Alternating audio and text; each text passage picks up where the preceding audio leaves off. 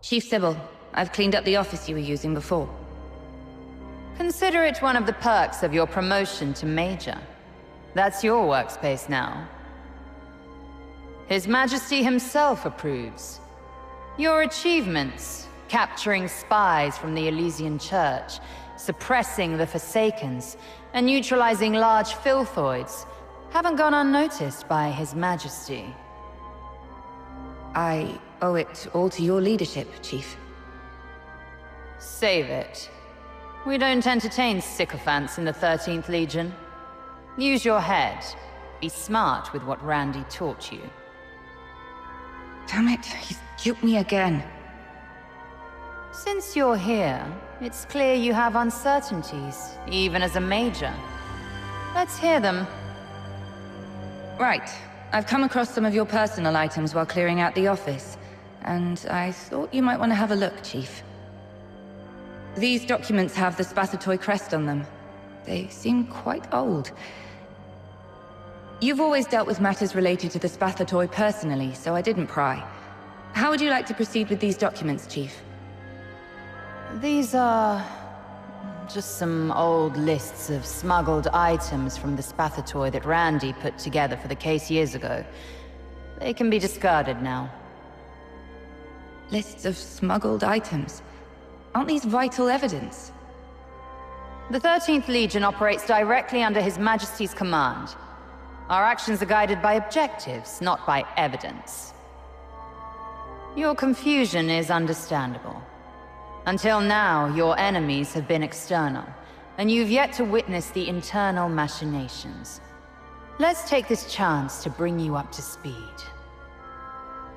When our missions intersect with other internal organizations, the process becomes irrelevant.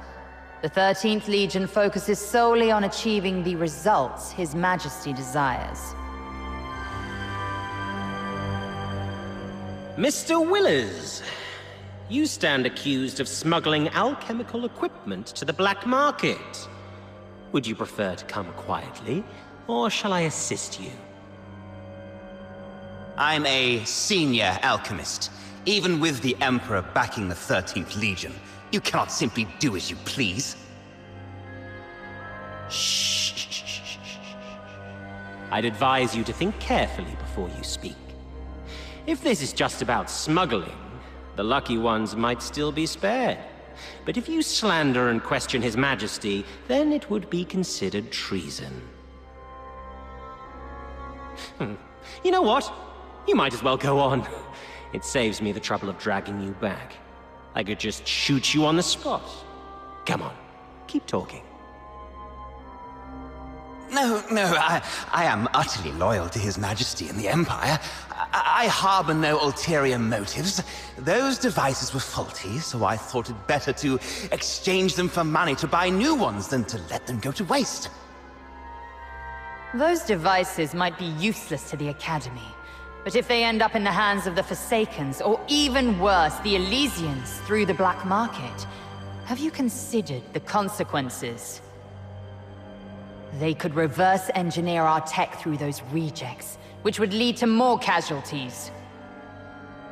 The money you've made through smuggling is tainted with the blood of our soldiers fighting at the front. They won't accuse you, for they are fallen heroes, and you're just a vile vulture circling their corpses. The Empire has no need for loyalty-chanting flies. No, please. In Hyperborea, my smuggling amount wouldn't warrant a death sentence. You even said it yourself I could live. I demand a fair trial. Well, I said the lucky ones.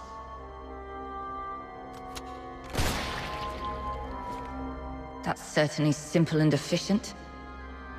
It's not that simple. The 13th Legion only takes orders from the Emperor.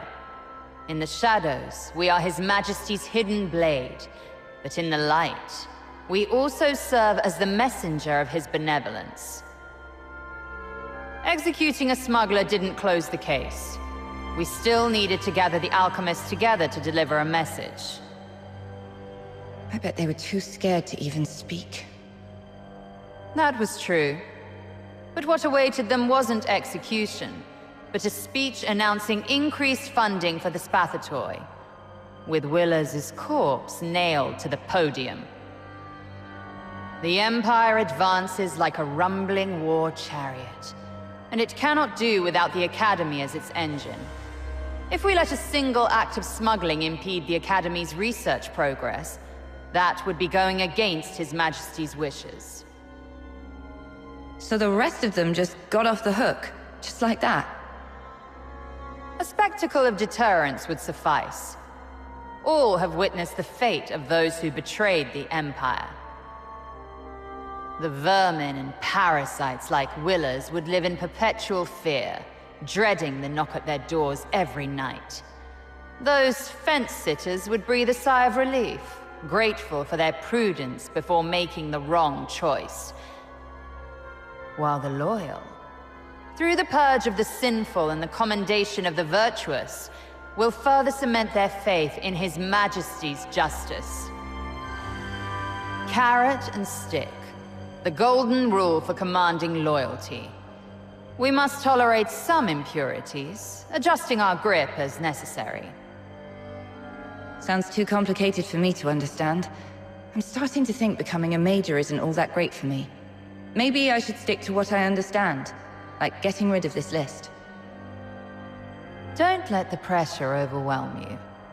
The 13th Legion spells death for our enemies, but serves as a steadfast anchor for our allies. Take Randy. He'll help you navigate the minutiae. Randy? He's tricked me more times than I can count. His tricking you is also a lesson in disguise. He would never truly harm you. Though the smallest in number, the 13th Legion is composed of the Force's finest warriors. You need to learn how to blend in and build rapport with everyone. All right, I'll give it my best shot.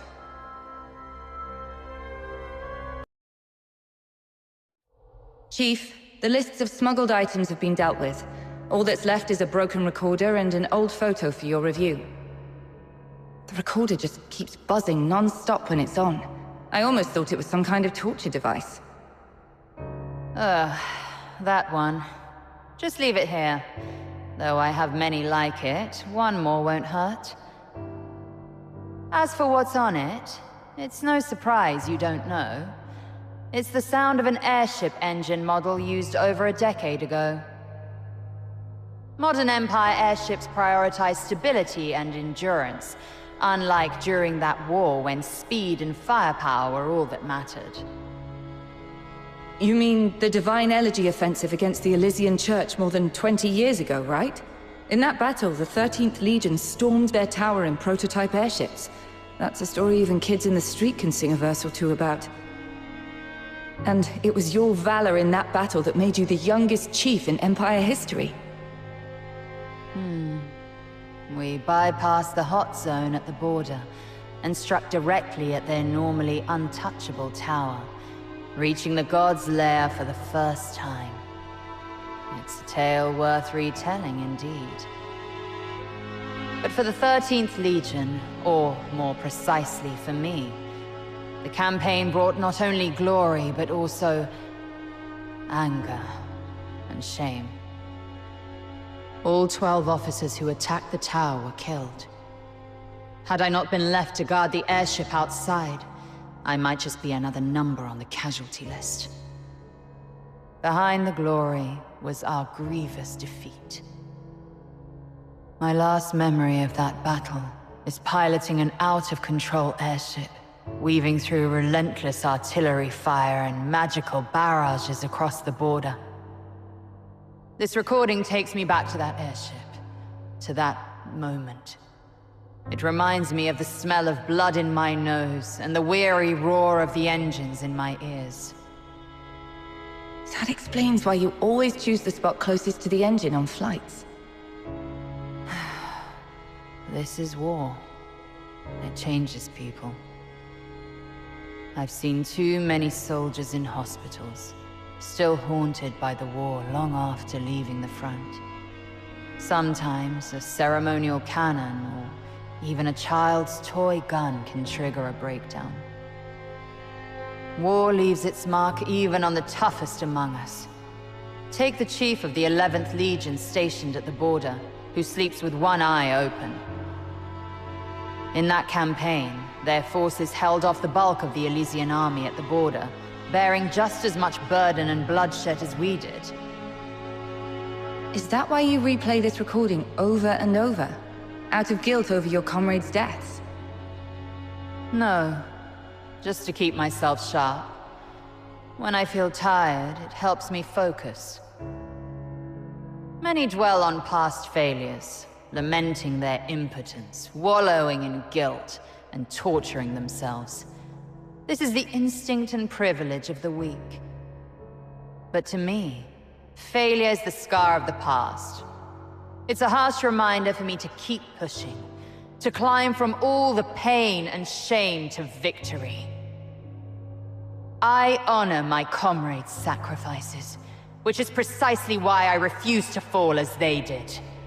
Pausing for breath or to mourn the fallen before claiming final victory would only squander their sacrifices. Many call me cold-hearted, and some even cite my humble origins, claiming that cruelty is in my Charon blood. But in the end, they'd forget the failures and even the names of the fallen, just buzzing like bugs before they perish. All that remains is me, bearing the scars of defeat, continually climbing upward. From my perspective, Chief, you've already reached heights many can't even dream of. No, it's not enough. The 13th Legion bears a true ideal not yet known to the world. Some of those born into privilege have long been drunk with fame, power, and glory.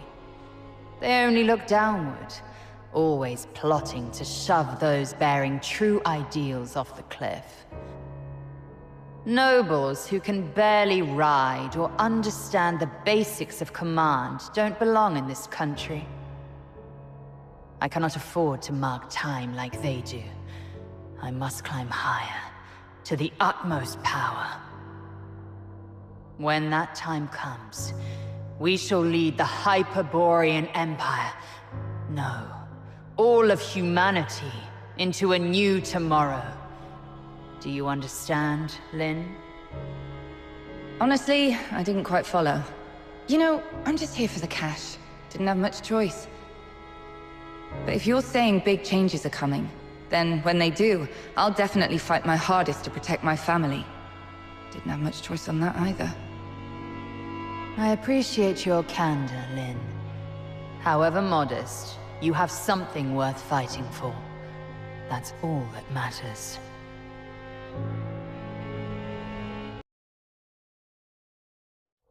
I've taken care of the recorder. As for the photo, it's of my teacher and that naive fellow pupil of mine, right? Why do you call everybody naive, Chief? Yes, I've said the same about you.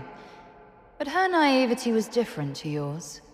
She was another pupil of my teacher, with a remarkably pure heart. Even within the Spathatoy, she held on to some rather fanciful ideas about alchemy. I remember the first time I met her. She asked me and our teacher, "Alchemy will make everyone's life better, right?" So, what do you think of alchemy, Lynn? Some fancy tech. I've never really used it myself. Our ancestors had long ago refined alchemy into the very foundation of the Empire's lifestyle. You've been using it all along. You just didn't realize it. Take the bullets and firearms you use. They are one of the products of alchemical technology. Really? Huh.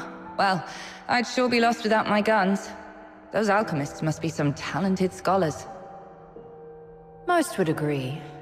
Alchemists might be a bit eccentric, but their inventions have been steadily transforming this country.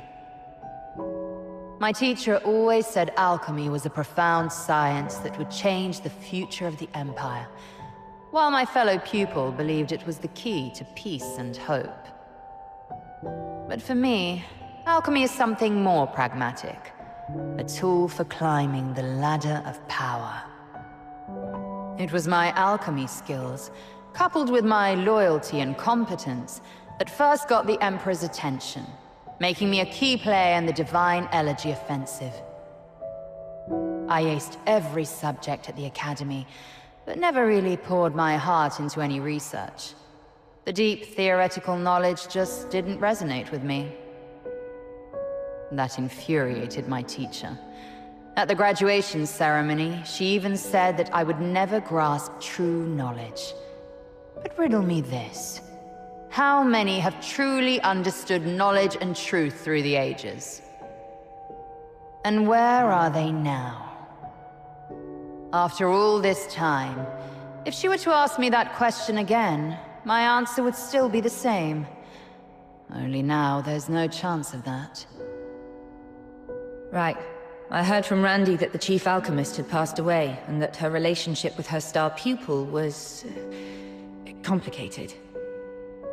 Yes. Sadly, even when my teacher passed away, her favorite student, my fellow pupil, never showed up.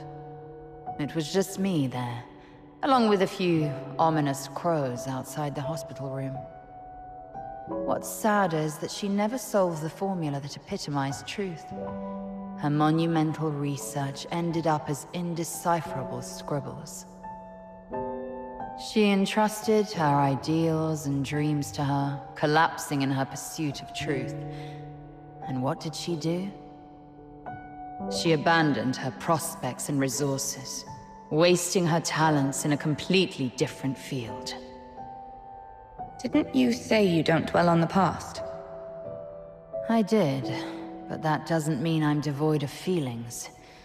Every time I look back, I'm overwhelmed by a mix of anger, confusion, regret, and even jealousy. I always knew I wasn't one of her best students, who had their dreams, their ambitions, and limitless prospects. But I know I'll be the one who makes it to the end. By the way, though I know you wouldn't mention this conversation to anyone, I still have to remind you to keep it between us. Understood. I don't really have anyone to talk to anyway. But I'm curious, Chief. If you don't want anyone to know, why share all this with me? Because you're the right person for this. I know you don't care about nor understand those complex past events and emotions, and you're not one to offer empty sympathies, sincere or not. I've never needed any sympathy or pity from anyone. All we can truly rely on is what we wield. I think you understand that too. That will be all for today. If you ever feel lost, you're welcome to talk to me. While I may not offer comfort, I can guide you through resolving your doubts.